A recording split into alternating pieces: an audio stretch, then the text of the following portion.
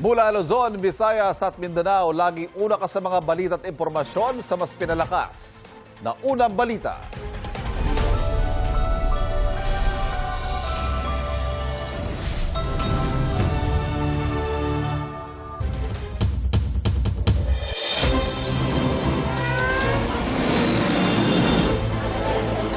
Sa ngayon po ay Pinsala. na ang mga unang balita.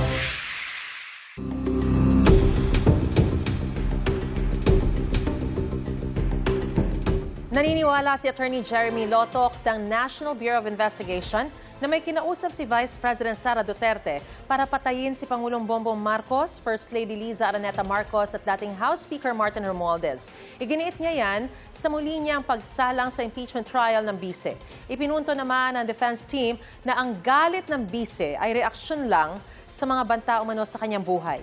May unang balita si Mark Salazar. Mag-iingat po kayo. Baka po mamaya kasi totoo yung mga naririnig namin or yung, I don't know if it's true, na meron daw silang Operation Romanovs. Huwag kang mag-alala, ma'am, sa security ko kasi may kinausap na ako na tao. Muling naungkat ang Operation Romanov sa impeachment trial sa gitna ng pag-iba ng depensa sa testimonya ni NBI Regional Director Attorney Jeremy Lotoc. Muling pinalabas ng depensa ang November 23, 2024 online press con ni Vice President Sara Duterte para ipuntong ang galit ng bise ay reaksyon niya sa banta raw sa kanyang buhay. Ayon kay Lotoc, sinubukan nilang imbestigahan ang banta sa buhay ng bise at ang sinasabing Operation Romanov. Pero hindi ito naberipika dahil hindi raw nakipag-coordinate ang kampo ni VP Duterte. We try to invite Princess Maui to shed light doon sa sinasabi nilang Romanov. Since hindi ho nag-appear si Princess Maui, wala ho kaming basis. So classify muna namin ito na non-validated information. Ang Romanov ang pangalan ng pamilya ng huling Tsar ng Russia. Ipinapatay siya at ang kanyang pamilya noong 1918 ng mga revolusyonaryo pagkatapos ng Russian Revolution. Sa ibinigay na konteksto ng depensa sa paglilitis, ang Operation Romanov ay isang plano para patayin ang pamilya ni Vice President Duterte. Pero nagtataka raw si Senator Judge Raffy Tulfo dahil si Davao City Mayor Baste Duterte anya ang alam niyang unang gumamit ng salitang Romanov sa isang mensahe sa Pangulo. It was Baste Duterte ang nabitaw ng salita na yon, warning sa first families. Hindi ipinalabas sa trial pero sa isang public speech nagsalita si Mayor Duterte noong January 2024. Just a simple message sa ato ang Pangulo. From now on, before you go to bed, think of the Romanovs. Think of Benito Mussolini and his wife. And think of what happened to you in 1986. And maybe you'll reconsider the direction that you are taking. Until today, when Senator Judge Raffy Tulfo clarified na yung palang Oplan Romanov a threat against the first family. Yes, sir. Ang impression ko since last week, nung pag-uusapan natin yung Oplan Romanov, a threat ito against the Vice President. Si Senator Judge Alan Peter Cayetano sinabing maghinay-hinay muna bago isiping pinagbantaan ni Mayor Duterte ang pamilya Marcos. There's a thin line between a warning and a threat. Mayor Baste was doing a parallel ng 1986 na paalis yung mga Marcoses via revolution. Ang Romanovs, inubos sila para nga hindi balik. Dagdag ni Cayetano kung totoong nagbanta ang kapatid ng bise sa pamilya Marcos, dapat sana nagalit na ang kapatid ng Pangulo na si Senator Amy Marcos at dapat nagsampa ng kaso ang Presidential Security Command laban kay Mayor Duterte. Makailang ulit ding tinanong ng depensa si Attorney Lotoc tungkol sa mga alegasyon ng bise laban sa nooy House Speaker Martin Romualdez sa parehong online press conference. Speaker mo, pinabayaan mo siya abusuhin ang pera ng bayan. Paikot-ikot sa buong bansa, namimigay ng pera na para bang kanya yung pera.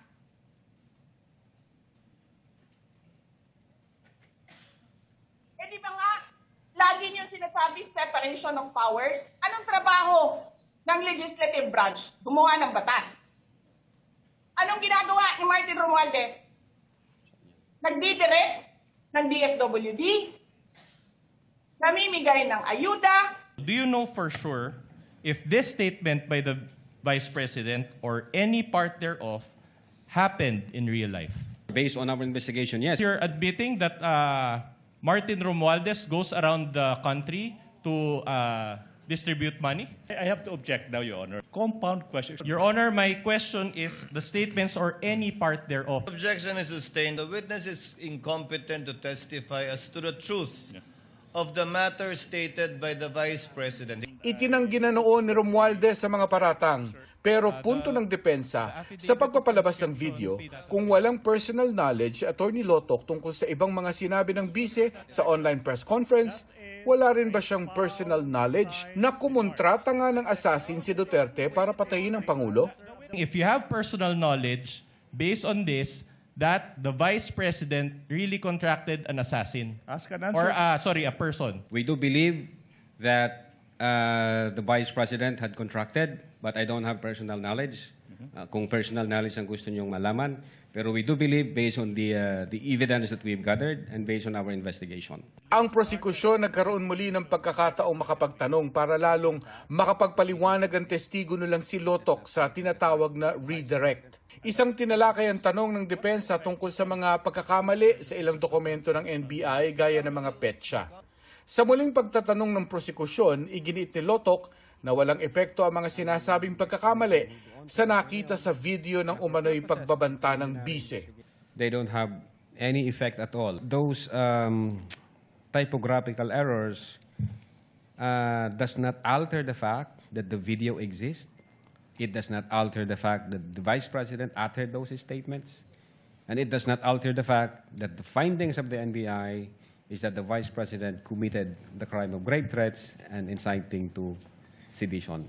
Okay, Your Honor. now. Ipinunto rin na hindi umano binawi ng bise ang kanyang banta, gaya ng makikita sa isa pang video na nakunan 3 araw matapos ang online press conference noong 2024. Pinalabas ang bahagi ng video sa impeachment court. I was asked during a press briefing by a media person if I know of these plans, if you can say the word, if that is the correct word to use here, plans.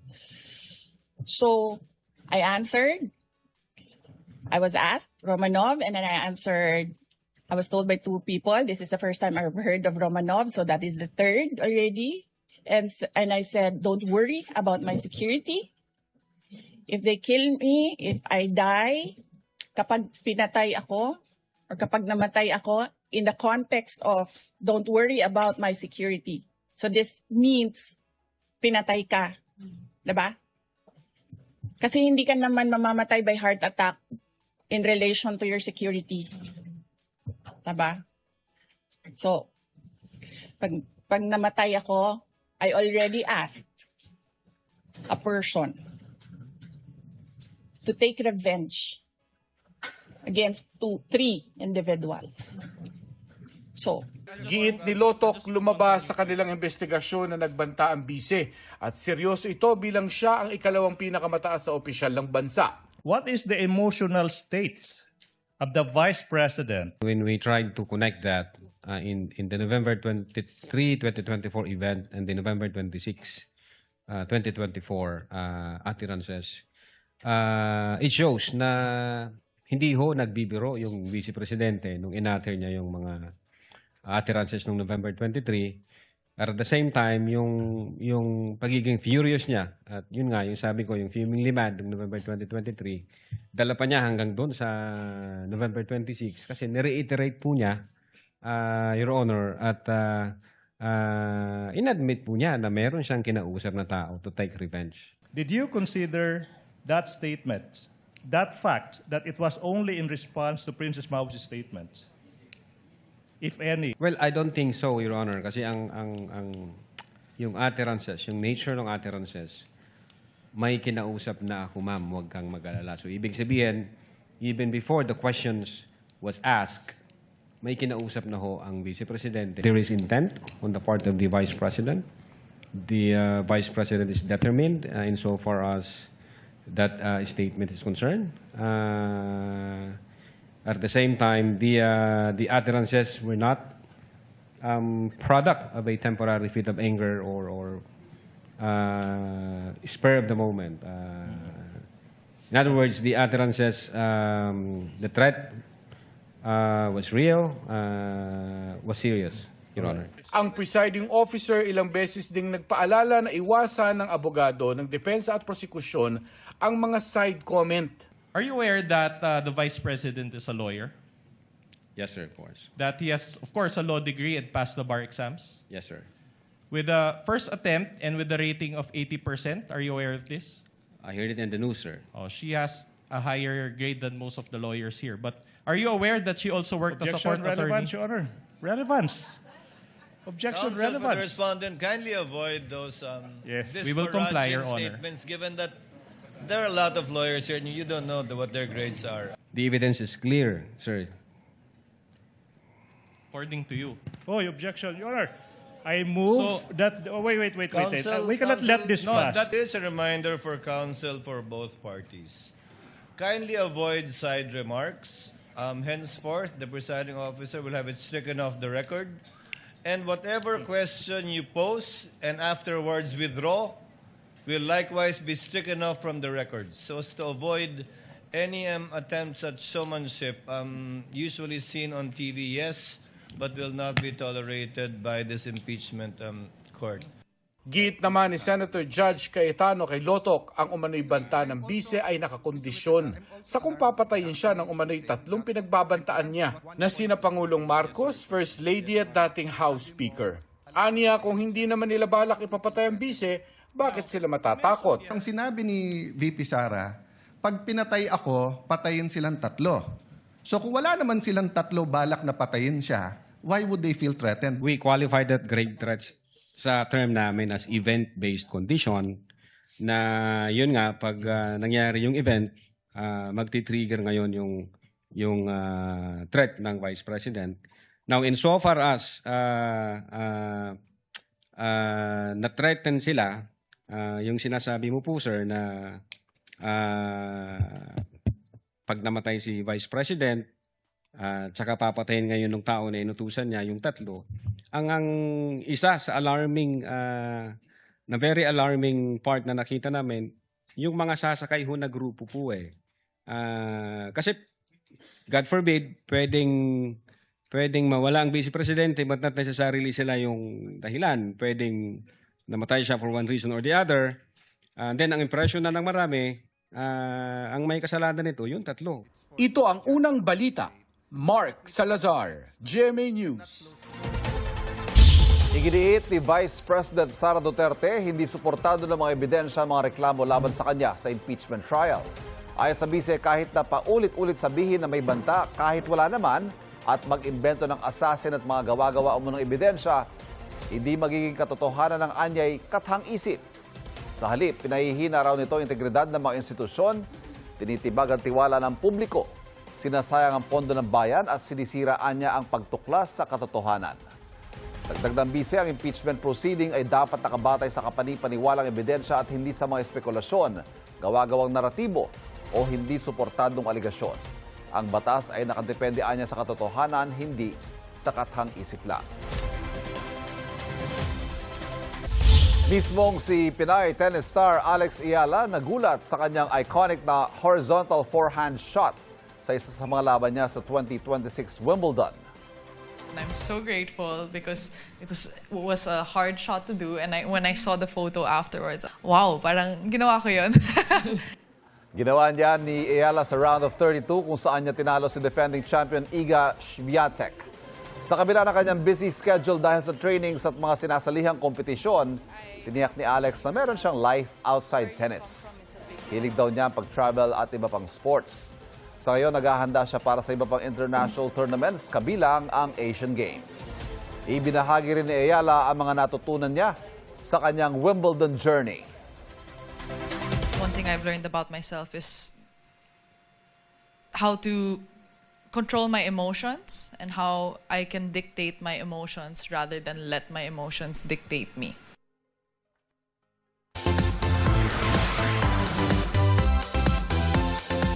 Kasal na si Kapuso star Bea Alonzo at ang negosyanteng si Vincent Co. Sa social media post ni Makati Mayor Nancy Binay, sinabi niyang siya ang nagkasal sa dalawa. May selfie rin siya kasama si Bea. Sa isa pang photo mula sa isang source, kita rin sa mismong ceremony ang dalawa habang kaharap si Mayor Binay. Sa pahayag na nakuha ng GMA News, sinabi ng abogado ni Bea na si Attorney Joey Garcia na naganap ang kasal sa Makati City Hall alas 7 ng gabi nitong Lunes, July 13. Kaugnay naman sa issue ng prenup agreement, nilinaw ng abogado ni Bea na malayang nakapag-execute ang dalawa ng prenuptial agreement nang walang issue. Best wishes and congratulations! Congratulations!